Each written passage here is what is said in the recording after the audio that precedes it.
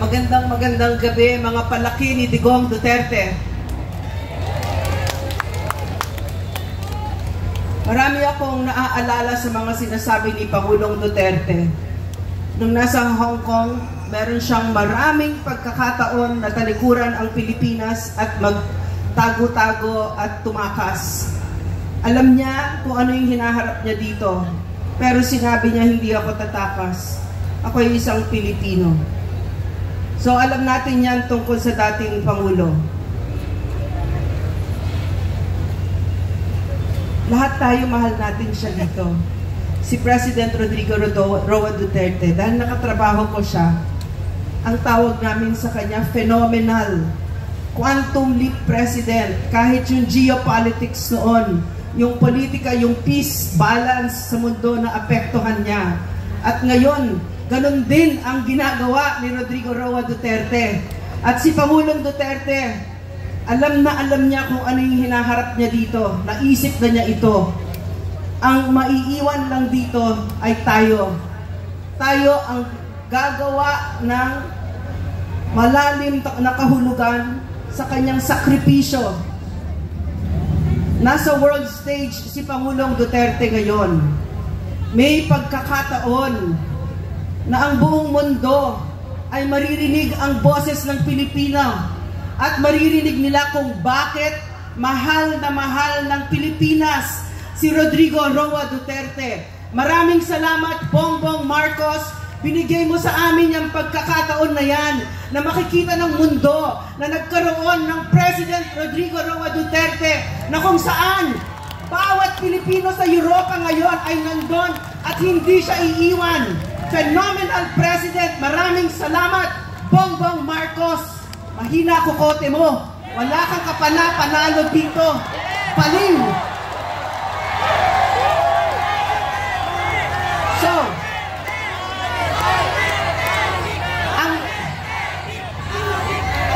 ang sinabi ni Bongbong Marcos, walang soberenya ang Pilipinas. Ang sinabi niya, ang hudikatura natin ay bulok, walang sistema kung kaya't kailangan yung kahihiyan na ibibigay natin ang mga kaso natin na siya dapat mismo natin kayang gawin ay ibibigay pa sa dayuhan. Yan ang sinabi ni Bongbong Marcos sa hudikatura at sa bawat Pilipino. Bulok ang justice system natin. So bawat justice, bawat judge, bawat lawyer, bawat law student, mainsulto kayo sa ginawa ni Bongbong Marcos ng pag-surrender ng ating soberenya. Sinabi din niya na ang Pilipino, itong taong ito na sinabi ni Vice President Inday, hindi marunong maging president. Eksakto ang pinakita niya. He surrendered a Filipino citizen sa ICC, sa isang dayuhan.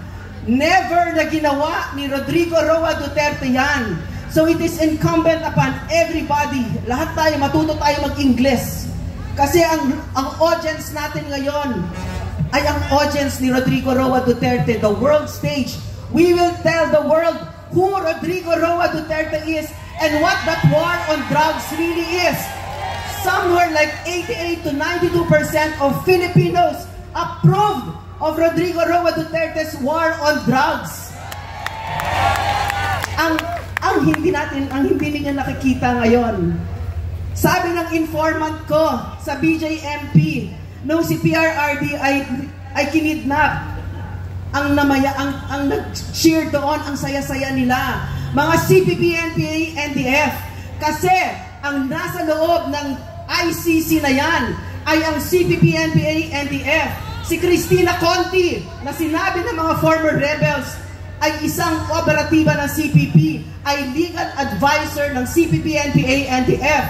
Sa kanila din nanggaling yung bloated, na exaggerated na figure na 30 to 60,000 deaths daw.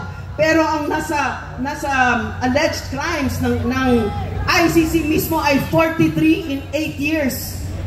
Sila ang may crimes against humanity, ang CPP, NPA, NDF na yan. At namemeligro ang Pilipinas ngayon kasi ang tingin ng CPP, NPA, NDF ay panalo na sila. sandali na lang, pababagsakin na nila ang gobyernong ito.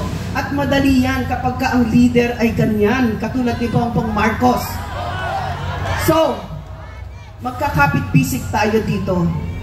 Dumadaan tayo sa isang madilim na kabanata ng ating kasaysayan, pero sa aking pananaw, isa rin siyang kabanata na punong-puno siya ng pag-asa, kasi matatanggal na natin ang CPP, NPA, NDF pag nasabi natin sa mundo, yung ICC na yan, nasa loob niyan ang CPP, NPA, NDF, mga komunistang teroristang nagwasak ng Pilipinas at sila ang nasa likod ng injustice na pag-kidnap ng former president with the collusion of the Marcos administration.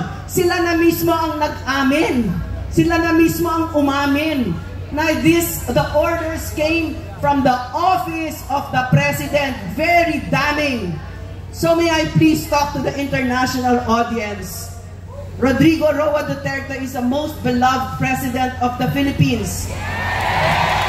I had the privilege, I had the honor, I had the blessing to serve under such a president, and his trust and approval ratings from the time he sat in office till the time he stepped down until now is unprecedented in the known democratic world.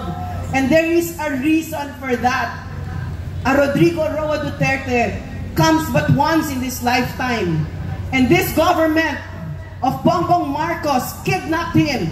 He wasn't given due process. He was taken in an airplane that the office of the president himself rented so that he could be kidnapped and brought to Hague. This Philippine president took his own citizen and surrendered him to the ICC, a kangaroo court, a court that has no respect from the international community. And I believe that none of us are separate, that we are all united. It doesn't matter if you are Filipino, or if you're from Hague, or if you're Chinese, or if you're from the United States. We are one. And this is happening all over the world. The lies that are being told by media about leaders who are real leaders are happening.